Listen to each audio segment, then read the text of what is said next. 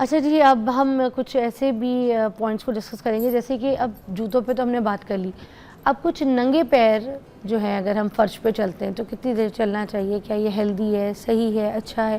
ہماری جو تلے ہیں خراب تو نہیں ہو جائیں گے، تکلیف میں تو نہیں آ جائیں گے؟ دیکھیں، ننگے پیر چلنا جو ہے نا 15 منٹ روزانہ، یہ آپ کے پیر کو بے شمار فوائد دیتا ہے، اور صرف پیر نہیں، پھر آپ کو پوری باڈی جو ہے اس سے متاثر ہو رہی ہوتی ہے اور آپ کی باڈی پہ اچھے اثرات آ رہے ہوتے ہیں۔ مثلا 2-3 چیزیں ہیں وہ میں تھوڑا سا بتانا چاہوں گا۔ نمبر 1 کیا ہوتا ہے، آپ کی جو پیر ہے نا اس کا پوسچر کریکٹ ہوتا ہے ننگے چلنے سے۔ نمبر 2، اس کی سرکولیشن بہتر ہوتی ہے باڈی میں، کہیں بھی جب بلڈ سرکولیشن بہتر ہوتی ہے تو وہاں پہ ہیلنگ پروسیس بہتر ہوتا ہے، وہاں پہ اسٹرینتھ بہتر ہوتی ہے، کوآرڈینیشن بہتر ہوتی ہے، مسل کوآرڈینیشن بہتر ہوتی ہے، سپورٹ بڑھ جاتی ہے آپ کے پیر کی۔ سو جب آپ ننگے پیر چلتے ہیں تو اس کی سرکولیشن تیز ہو جاتی ہے 15 منٹ روزانہ۔ پھر ایک بڑی امپورٹنٹ چیز یہ ہوتی ہے کہ ہمارے بعض لوگ ہیں ان میں سینسری پرابلمز ہو جاتے ہیں، ٹچ کے پرابلمز ہو جاتے ہیں، خاص کر شوگر پیشنٹس جو ہوتے ہیں پاؤں میں شوگر پیشنٹس جو ہوتے ہیں نا، ان میں جو ہاتھ ہیں اور پیر ہیں ان کے اندر چیز کو سینس کرنے کی ایبیلٹی کم ہو جاتی ہے نا، جسے ہم نیوروپیتھی کہتے ہیں۔ اکثر آپ نے سنا ہوگا کہ جی ان کو پیر کا زخم ہو جاتا ہے لیکن انہیں پتہ نہیں چلتا۔ وہ پتہ انہیں اس لیے نہیں چلتا کہ ان کے اندر پین کے جو سینسرز ہیں نا وہ ڈسٹرب ہو جاتے ہیں، وہ پین سینس ہی نہیں کر سکتے۔ ان کے پیر میں کوئی کانٹا چبھ گیا ہے انہیں نہیں پتا، ان کے پیر میں کوئی زخم ہو گیا ہے انہیں نہیں پتا، جب تک وہ پیر کو خود نہ دیکھیں گے۔ تو یہ جو ایک ایکٹیویٹی ہے 15 منٹ روزانہ واک کرنا، یہ آپ کی سینسری جو نروز ہیں اور آپ کی جو ایبیلٹی ہے اس کو بڑھاتا ہے۔ تو گھر کے اندر اچھا، اس میں یہ بڑا امپورٹنٹ ہے کہ آپ واک کہاں کر رہے ہیں۔ ظاہر ہے وہ تو سب سے امپورٹنٹ ہے، یہ تو نہیں کہ آپ اس کے ذریعے ایک زخم اپنے پیر کو اس میں آپ نے جو بھی جگہ کا انتخاب کرنا ہے، گھاس والی جگہ عام طور پہ بہت مفید ہے۔ گھاس ہو، اس کے اندر کوئی گندگی نہ ہو، کوئی کانٹا نہ ہو، کوئی چیز نہ ہو۔ کیوں؟ گھاس وہ تو فلیٹ سرفیس بھی نہیں، گھاس اس لیے کہ وہ ذرا سافٹ ہو جاتی ہے نا، آپ زمین پہ کریں گے بالکل زمین کے اوپر تو وہ سافٹ نہیں ہوگی، گھاس اس کو سافٹ کر دیتی ہے۔ یہ جو ہماری فلورنگ ٹائل والا چل تو یہ بھی جاتے ہیں لیکن زیادہ بہتر تو وہ ہے۔ اچھا، اس کے اوپر جب آپ واک کرتے ہیں پھر ایک اور بڑا اچھا کام ہوتا ہے، وہ یہ ہے کہ آپ کی باڈی میں انڈورفنز ہارمونز جو ہیں وہ ریلیز ہوتے ہیں۔ اچھا، وہ آپ کی خوشی دیتے ہیں، آپ کو ہیپی ہارمونز ہیں، وہ ٹھیک ہے، ہائی فیل آتی ہے آپ کو اس کے ساتھ، اور جو سٹریس ہارمونز ہیں وہ کم ہوتے ہیں۔ اس لیے 15 منٹ کی روزانہ جو بیئر فٹ واک ہے نا وہ آپ کو بے شمار مسائل سے بچا لیتی ہے۔ اچھا، شوگر پیشنٹ تو زیادہ تر بند والے جوتے پہن لے تو ان کی انگلیاں ناخن بھی پک جاتے ہیں، خراب ہو جاتے ہیں، آپ نے دیکھا ہے ان کو زخم ہو جاتے ہیں پورے ان کے ناخنوں میں، تو ان کو کس طریقے کے جوتے ریکمینڈڈ ہوتے ہیں؟ کیونکہ وہ تو بہت پین میں ہوتے ہیں۔ جوتے بند یا کھلے یہ زیادہ امپورٹنٹ نہیں ہے، زیادہ امپورٹنٹ یہ ہے کہ آپ اپنے پیروں کا، جو شوگر پیشنٹس ہیں، میں بطور آرتھوپیڈک سرجن یا جو جنرل سرجن ہمارے دوست ہیں، ہم اپنے پیشنٹس کو ایک ہی چیز ریکمینڈ کرتے ہیں کہ روزانہ رات کو جو بچے ہیں وہ سب سے بڑی خدمت یہ ہے کہ اپنے والدین کے پیروں کا مساج کریں ایک دفعہ، یا کوئی اگر مساج کرنے والا نہیں ہے تو پیشنٹ اپنا مساج خود کرے۔ اس سے کیا ہوگا، ڈیلی 24 آورز میں ایک دفعہ اس کے پیر کا معائنہ ہو جائے گا۔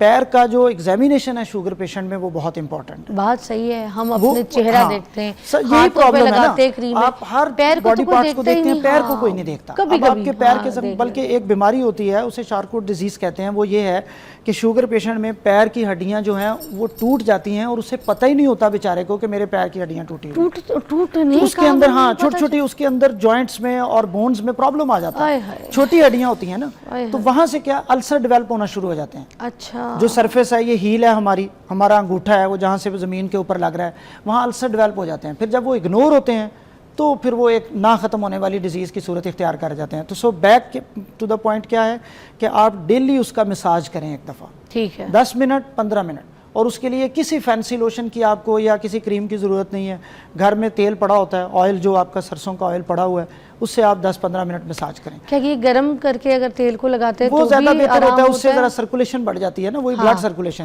اس سے پھر ہیلنگ بہتر ہوتی ہے، اس سے آپ کو زخم کا پتہ چل جائے گا۔ اب آتے ہیں کہ جوتا کھلا پہننا ہے یا بند پہننا ہے۔ اگر تو اس کے اوپر زخم ہے تو پھر تو آپ نے کھلا جوتا پہننا ہے، ڈیفینیٹلی آپ مجبور ہیں پہننے پہ۔ ادروائز بند جوتا زیادہ بہتر ہے شوگر پیشنٹ کے لیے کھلے جوتے کی نسبت۔ اور میڈیکیٹڈ جوتا کس ایج سے ریکمینڈڈ ہے؟ ایج یا ہر ایک کو پہننا چاہیے ایسے؟ میڈیکیٹڈ جوتا ہمارے ہاں یہ کانسیپٹ بن گیا ہے کہ لوگ سمجھتے ہیں کہ جو میڈیکیٹڈ ہے اس کے لیے خاص آپ سرچ کریں، ڈھونڈیں برانڈز۔ میں اگین وہی بات آپ کو کروں گا، سادہ سا اصول ہے کہ آپ کے پیر کا جو سول ہے وہ تھوڑا موٹا ہونا چاہیے, تھوڑا سا سافٹ ہونا چاہیے, اور آگے سے تھوڑا سا اٹھا ہوا ہونا چاہیے. یعنی پیچھے سے اگر وہ 100% ہے تو آگے اس کی جو تھکنس ہے وہ 80% ہو یا 75% ہو. وہ آپ کے لیے اتنا کمفرٹیبل ہے کہ باقی کوئی بھی جوتا آپ کو اتنا سکون نہیں دیتا. کیونکہ ہم اپنی جوانی میں تو یہ کہتے ہیں نا, ہمیں کیا ضرورت ہے اگر ہماری امی ہیں یا ابو جب اسٹک پہ آ جائیں یا بوڑھے ہو جائیں, چل نہیں پائیں, کمر جھک جائے, تب ہم ان کے لیے ڈھونڈتے ہیں کوئی آرام دہ جوتی. وہ وقت وہ جوتے ڈھونڈنے کا نہیں ہے, وہ وقت دوائیاں ڈھونڈنے کا ہے. جوتے ڈھونڈنے کا وقت یہ ہے جب آپ وہ جسے کہتے ہیں نا, جب آپ اس مرض کو ہونے ہی نہیں دیتے. اب اگر آپ نے اپنی کمر کو خراب کر لیا ہے تو وہ تو پھر آرتھوپیڈک سرجنز کا ٹائم ہے. وہ ٹائم آپ کے جوتے ڈھونڈنے کا اور پریونٹیو میئرز لینے کا نہیں ہوتا. گو کہ ہم ان کو دیتے ہیں, لیکن جو اصل انویسٹمنٹ ہے آپ کی اپنی بونز, اپنی جوائنٹس اور اپنی باڈی کے اوپر, وہ 40 سے پہلے ہے. جو کچھ آپ 40 کے اندر کریں گے وہ کچھ آپ آفٹر 40 جو ہے نا وہ مطلب یہ آپ کی انویسٹمنٹ ہے. ڈیفینیٹلی میں ہمیشہ یہ کہتا ہوں کہ اگر آپ 40 سے پہلے ایکسرسائز کے لیے اور اپنی جم کے لیے اور اپنی ایبلٹی بڑھانے کے لیے, کیپیسٹی بڑھانے کے لیے تیار نہیں ہیں تو پھر ریڈی ہو جائیں 50+ پینس کے لیے.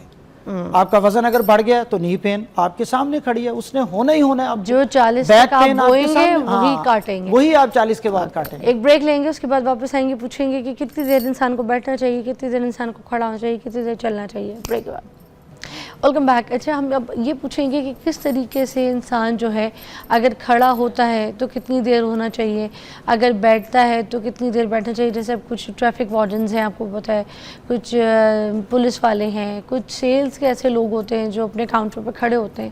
اب ان کے کھڑے ہونے کی ڈیوٹی ہے, تو ان سب لوگوں کے لیے آپ کیا مینیج ٹائم بولیں گے کہ کتنی دیر صحیح ہے کھڑے رہنا ہے؟ دیکھیں, اس میں ایک تو جس بھی پوسچر میں آپ ہیں, چاہے آپ بیٹھے رہنے کا کام ہے آپ کا یا کھڑے رہنے کا کام ہے, آدھے گھنٹے سے زیادہ اس پوسچر کو برقرار نہ رکھیں. چاہے بیٹھنا یا کھڑا دونوں, بیٹھنا اور کھڑا دونوں, کیونکہ دونوں آپ کو آپ کی بیک کو افیکٹ کرتے ہیں. اچھا, اس میں بہترین طریقہ کیا ہے کہ اگر آپ کے بیٹھنے کی جاب ہے, جیسے ہمارے IT سے سافٹ ویئر سے ریلیٹڈ لوگ ہوتے ہیں, وہ آدھے گھنٹے کے بعد 2-4 چکر لگا لیں, یا آفس میں جتنے لوگ بیٹھے ہوئے ہیں. اور اگر آپ کے کھڑے رہنے کی جاب ہے, سیکیورٹی گارڈز ہیں, ہمارے پولیس کے جوان ہیں, یا جو ٹیچرز ہیں جن کا کھڑے رہنا, وہ آدھے گھنٹے کے بعد 1-2 منٹ کے لیے بیٹھ جائیں. اور اس کے پیچھے جو بیسک کانسیپٹ ہے وہ یہ ہے کہ آپ کے جو مسلز ہیں وہ ڈسٹرب ہو جاتے ہیں ایک لمبا عرصہ ایک پوسچر میں رہنے سے. اچھا, اس کے لیے میں نے جس شروع میں آپ کو ایک ٹرم بولی تھی کہ sit smart, stand smart and lift smart. یہ 3 کانسیپٹ دنیا میں اس وقت بڑے کامن ہیں, اور وہ یہ ہیں کہ وہ آپ کو بیک پین سے بچاتے ہیں, جوائنٹ سٹفنس سے بچاتے ہیں, مسل جو فٹیگ ہے اس سے بچاتے ہیں. جو لوگ بیٹھنے والے ہیں ان کے لیے بہت امپورٹنٹ یہ ہے کہ ان کی جو ٹیبل ہے وہ ان کے آئی لیول پہ ہونا چاہیے, ان کا لیپ ٹاپ ان کے آئی لیول پہ ہونا چاہیے. ہمارے اکثر دوست جو ہوتے ہیں نا وہ اس طرح بیٹھے ہوئے ہوتے ہیں, آفس میں آپ ان کو دیکھیں گے نا, وہ آگے کو جھک کے بیٹھ کے اپنا کام کر رہے ہیں, فائل ورک کر رہے ہوتے ہیں. ان کو کیا ہے, ان کو بیک مسلس پین سٹارٹ ہو جائے گی, وہ اسٹریٹنگس ہو جائے گی آپ کی بیک کی. دوسرے کیا لوگ ہیں جو کھڑے رہنے کا کام ہے زیادہ تر, ان کے لیے ایک بڑی اچھی ٹپ یہ ہوتی ہے کہ آپ جب کھڑے ہیں نا, تو اگر آپ کے پاس بیٹھنے کی جگہ نہیں ہے تو آپ تھوڑا سا ایک ٹانگ کو ریلیکس کریں, پھر اس کے بعد دوسری ٹانگ کو ریلیکس کریں, یا کوئی سپورٹ لے کے کھڑے ہو جائیں 1 منٹ کے لیے. اس سے کیا ہوتا ہے کہ آپ کا جو ویٹ ہے وہ شیئر ہو جاتا ہے اس سپورٹ کے ساتھ. بزرگوں کو میں اکثر ایک بات کہتا ہوتا ہوں, ہمارے ہاں بڑا اس چیز کو سمجھا جاتا ہے کہ سٹک یوز نہیں کرتے پیشنٹس 60+. ظاہر ہے ایگو ہرٹ ہوتی ہے نا, میں انہیں کہتا ہوں جی آپ سٹک یوز کریں, نہیں ڈاکٹر صاحب ہم نے سٹک یوز نہیں کرنی. سٹک جو ہے وہ آپ کے لیے ایسے ہی سپورٹ ہے جیسے ایک شخص نے اینک پہنی ہوئی ہے, جیسے ایک شخص نے اپنی کمفرٹ کے لیے یا اپنے پرابلم کے لیے کوئی بھی سپورٹ لی ہوئی ہے. تو آپ سٹک یوز کر لیں, اس سے آپ کا ویٹ جو ہے وہ شیئر ہو جاتا ہے, آپ کو ایک سپورٹ مل جاتی ہے نا چلتے ہوئے. خاص کر بزرگوں کو مسئلہ ہوتا ہے کمر درد کا, جوڑوں کے درد کا, نی پین کا بڑا پرابلم ہوتا ہے, تو ان کو چلتے ہوئے یہ والی چیزیں فالو کر لینی چاہیے. اور لفٹ سمارٹ میں کیا کریں کہ جب آپ کوئی وزن اٹھاتے ہیں, سب سے زیادہ شکایت کمر درد کی تب ہوتی ہے جب لوگ وزن اٹھاتے ہیں. کوئی یہ ہمارے مزدور جو کام کر رہے ہوتے ہیں, دوسرا طبقہ جو بعض اوقات جھٹکے سے وزن اٹھاتا ہے, اس سے کیا ہوتا ہے ان کو مورے کے اور ڈسک کے پرابلم ہو جاتے ہیں. اس کے لیے اصول یہ ہے کہ جب بھی آپ نے وزن اٹھانا ہے وہ آپ نے اپنی کمر کے جوائنٹس کے زور پہ نہیں اٹھانا, بلکہ اپنے شولڈر جوائنٹس کے زور پہ اٹھانا ہے. یعنی تھوڑا سا آپ نیچے جھکیں گے اور پھر آپ ویٹ اٹھائیں گے, کوئی بھی چیز آپ نے اٹھانی ہے. سو یہ 3 بیسک چیزیں ہیں جن کو آپ فالو کر کے اپنی بیک کے لیے جو پرابلمز ہیں ان کو کم کر سکتے ہیں. اور وہ پھر اس کے بعد جو بیک پین اور جو لمبے پرابلم سٹارٹ ہو جاتے ہیں وہ پھر نہ ختم ہونے والے پرابلمز ہوتے ہیں. تو اس سے پہلے ہی یہ چیزیں آپ کر سکتے ہیں, یا جو جن پیشنٹس میں یہ ہو جاتا ہے وہ پھر یہ والی ٹپس فالو کریں تو کچھ ریلیکس ہو جاتے ہیں اس وقت جب آپ کا ڈاکٹر آپ کو بتا دے کہ آپ کو کوئی سیریس پرابلم نہیں ہے بلکہ لائف سٹائل پرابلمس ہیں. یہ ساری چیزیں تو ہم وہی ڈسکس کر رہے ہیں نا, جو کہ سوشل میڈیا کا ایک بہت بڑا مسئلہ یہ بھی ہے کہ لوگ یوٹیوب پہ جاتے ہیں, آپ کا شو دیکھیں گے, کوئی مارننگ شو دیکھیں گے, اس میں ڈاکٹر نے جو بات بتا دی وہ اس کے ساتھ اپنی بات کو سٹچ کریں گے اور انہیں لگے گا کہ ان کے مسئلے کا حل یہ ہے. مسئلے کے پیچھے جو وجہ ہے وہ پہلے دیکھیں.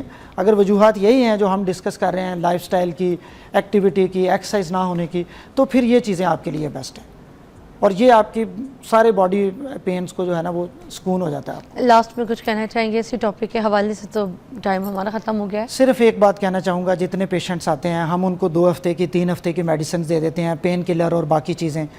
پلیز وہ جو ہیں وہ ٹریٹمنٹ وقتی ہے. جو اصل ٹریٹمنٹ ہے آپ کی بیک پین کا, جوائنٹ پین کا, نی پین کا, نمبر 1 اپنا ویٹ کم کر لیں, اپنا ویٹ نہ بڑھنے دیں. یہ سب سے بڑی بیماری ہے. جہاں بے شمار دوسری بیماریاں وہاں جوائنٹ پین ویٹ کی وجہ سے ہو رہا ہے. نمبر 2 اپنی لائف میں ایکسرسائز ایڈ کریں اور اس کے لیے کسی جم جانے کی, کسی مہنگی جگہ جانے کی ضرورت نہیں ہے. صبح اٹھیں, اپنے کمرے میں, اپنے صحن میں, اپنی چھت کے اوپر کوئی میٹ بچھائیں, جائے نماز بچھائیں 15-20 منٹ, اس کے اوپر ایکسرسائز کر لیں. بس پش اپس لگا لیں, سٹ سٹینڈ کر لیں. یہی آپ کو بہت فائدہ دے جائے گا. اس سے آپ کی کیپیسٹی بڑھ جاتی ہے اور کیپیسٹی ہی بیسیکلی آپ کو پے بیک کرتی ہے. Thank you so much, Thank بہت you بہت جی, شکریہ بلانے کا ڈاکٹر صاحب, بہت اچھے طریقے سے ہمیں ایلیبریٹ کیا ہے. اور اپنا خیال رکھیے, ایک بریک لیجیے, بریک کے بعد آپ کو جوائن